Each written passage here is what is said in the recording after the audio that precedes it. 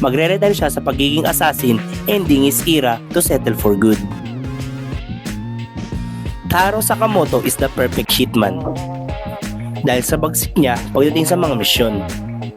With his top-notch strength, flexibility, and marksmanship, hindi kataka-taka na siya ang tinuring na the greatest of all time.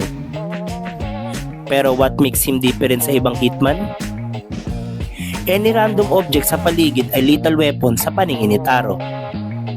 Dahil gaya ni MacGyver, kaya niyang i-utilize sa mga bagay sa paligid, hindi lang para mag-solve ng problema, kundi para din tapusin ang target.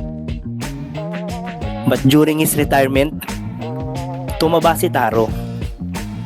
At base kay Granny Mia, ang lakas niya ay 30% na lang ng dati niyang sarili. Pero kapag nai-stress at nagbe-burn ito ng calories, magically bumabalik si Taro sa dati niyang physique for a day, making a clear statement that our protagonist is still a force to be reckoned with. Kaya atin pang subaybayan kung paano niya gabayan ang Shoku sa Inter High. Sorry, ibang anime yun.